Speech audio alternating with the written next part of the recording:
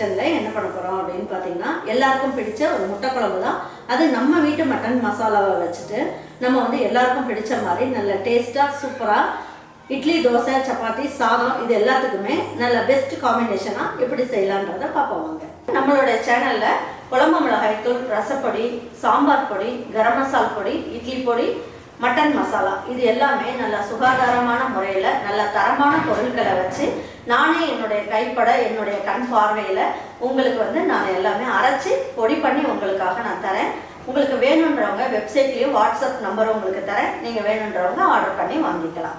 ஒரு ஸ்பூன் அளவுக்கு எண்ணெய் ஊற்றிக்குங்க. கடலெண்ணெய் இல்லைன்னா நல்லெண்ணெய் எது வேணாலும் ஊற்றிக்கலாம், நல்லாயிருக்கும் டேஸ்ட்டு. பாருங்க, இதுக்கு வந்து நம்ம பட்டை, கிராம்பு, ஏலக்காய் எதுவுமே போட வேண்டாம். மசாலா ஒன்று இருந்தாலே போதும். பாருங்க, 1 இன்ச் அளவுக்கு இஞ்சி எடுத்துக்கோங்க. 10 பல்லு பூண்டு எடுத்துருக்கேன், இதையும் போட்டுக்கலாம். பாருங்க, 1 இனுக்கு கருவேப்பிலை எடுத்து வச்சுருக்கேன், இதையும் போட்டுக்கலாம். பாருங்க, 2 கைப்பிடி அளவுக்கு சின்ன வெங்காயம் எடுத்து வச்சுருக்கேன், அதையும் போட்டுக்கலாம்.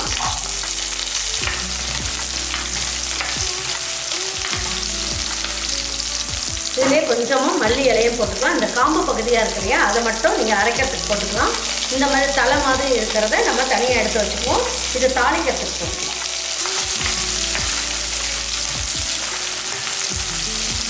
பாருங்க, இதில் ஒரு சின்ன தேங்காயாக எடுத்துக்கோங்க. எடுத்துகிட்டு அரை மூடி தேங்காய் எடுத்து வச்சுருக்கேன், இதையும் போட்டுக்கலாம்.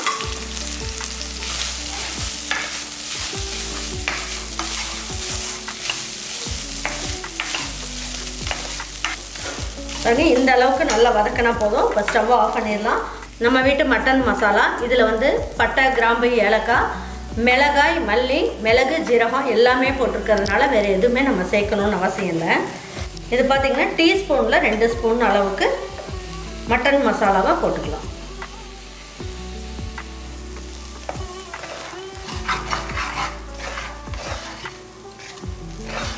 பாருங்கள், இந்த அளவுக்கு நல்லா வதக்கியாச்சு. இப்போ இதை எடுத்து ஒரு மிக்ஸி ஜாருக்கு மாற்றிக்கலாம். இதில் கொஞ்சமாக தண்ணி ஊற்றிக்கோங்க. இந்த மசாலா ஒட்டி இருக்கு இல்லையா, இதையும் இந்த அரைக்கிறதுக்கு யூஸ் பண்ணிக்கோங்க. நீங்கள் வந்து இதை கழுகாமல் அப்படியே நீங்கள் வந்து செய்ய ஆரம்பிச்சிட்டிங்கன்னா மிளகாய் தூள்லாம் இதில் ஒட்டி இருக்கிறதுனால உங்களுக்கு செய்யும் போது சீக்கிரம் தீஞ்சு போன மாதிரி ஆயிரும். அதனால் கொஞ்சமாக தண்ணி ஊற்றி இதை அரைக்கிறதுக்கு யூஸ் பண்ணிக்கலாம்.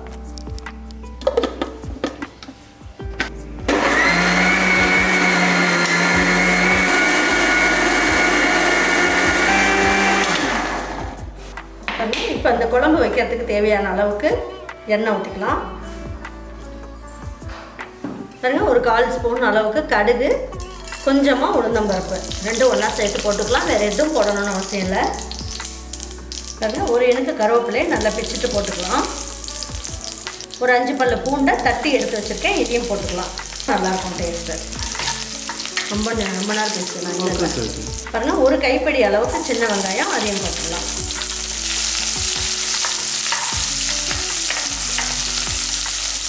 இதுக்கு மஞ்சள் தூள் எதுவுமே போட வேண்டியதில்லை, எல்லாமே இதில் கலந்துருக்கு அப்படிங்கிறதுனால எதுவும் போட வேண்டாம். இந்த குழம்புக்கு தேவையான அளவுக்கு உப்பையும் இந்த ஸ்டேஜில் போட்டுடலாம். பாருங்கள், வெங்காயம் இந்த அளவுக்கு வதங்கினா போதும். இப்போ நான் என்ன பண்ணியிருக்கேன், ஒரு பெரிய தக்காளியாக 2 தக்காளி எடுத்துக்கோங்க. சின்னதாக இருந்தால் 3 தக்காளி எடுத்துக்கோங்க. இதையும் போட்டுக்கலாம்.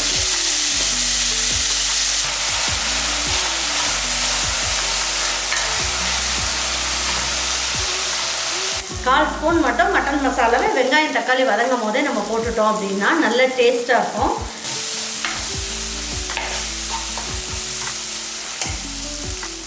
பாருங்க, இப்போ இதுக்கு தேவையான அளவுக்கு தண்ணி மட்டும் கொஞ்சமாக ஊற்றிக்கலாம்.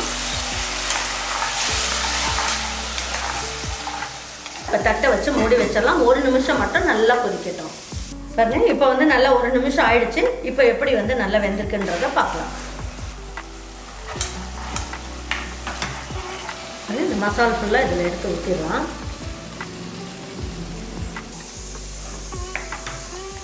இப்போ இந்த மிக்ஸி ஜார்லேயே கொஞ்சமாக தண்ணி ஊற்றிக்கலாம். நமக்கு எந்த அளவுக்கு நீங்கள் தண்ணி வேணுமோ அந்த அளவுக்கு ஊற்றிக்கலாம்.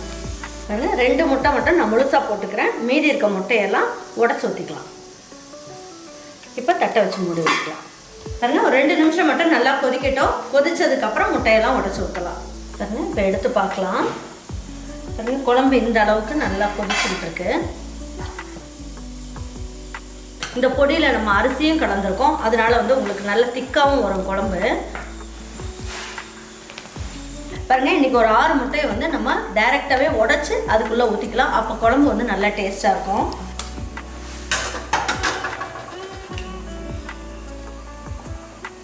பாருங்கள், குழி கரண்டி வந்து நல்லா குழியாக இருக்க மாதிரி கரண்டி எடுத்துக்கோங்க. சின்ன கரண்டியாக எடுத்துட்டிங்கன்னா முட்டை வந்து வலிஞ்சு கீழே வந்துடும், உங்களுக்கு வேஸ்ட்டாக போயிடும். இப்போ பாருங்கள் என்ன பண்ணலாம், நல்லா கொதிச்சுக்கிட்டு இருக்கட்டும். இதில் உள்ளே தடித்து நீங்கள் இந்த முட்டையை இதில் ஊற்றிடுங்க.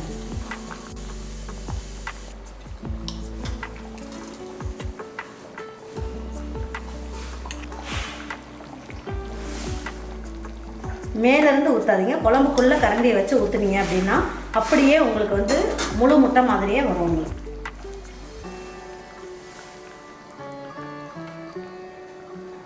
ஒரு மீடியம் ஃப்ளேமில் வச்சுருங்க. வச்சுட்டு தட்டை வந்து இந்த மாதிரி மூடி வச்சுருங்க. வச்சுட்டு ஒரு 2 நிமிஷம் அப்படியே இருக்கட்டும். அதுக்கப்புறம் ஓப்பன் பண்ணி பார்க்கலாம்.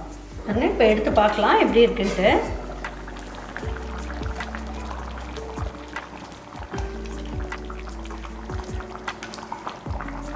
சூப்பராக நல்லா முட்டை வந்து நல்லா வெந்திருக்கு பாருங்கள். இப்போ வந்து பார்த்திங்கன்னா உள்ளுக்குள்ளே எல்லாமும் நமக்கு வந்து அந்த உப்பு காரம் எல்லாம் பிடிச்சி ரொம்ப நல்லாயிருக்கும். கொஞ்சமாக மல்லி இலையை தூவி விட்டு இப்போ எடுத்து வச்சு பரிமாறிக்கலாம். நல்ல சூப்பரான நல்ல ஒரு முட்டை குழம்பு நல்லா ஜம்முன்னு ரெடி ஆகிடுச்சு. இதை உங்கள் வீட்டில் இருக்க பிள்ளைங்களுக்கும் பெரியவங்களுக்கு எல்லோரும் செஞ்சு கொடுங்க. செஞ்சு கொடுத்துட்டு அவங்களுக்குலாம் பிடிச்சிருந்ததுன்னா லைக் பண்ணுங்கள், ஷேர் பண்ணுங்கள், சப்ஸ்கிரைப் பண்ணுங்கள், மறந்துடாமல் கமெண்ட்ஸ் பண்ணுங்கள். தேங்க்யூ ஃபார் வாட்சிங் ஈரோடு அம்மாச்சி சமையல். தேங்க்யூ.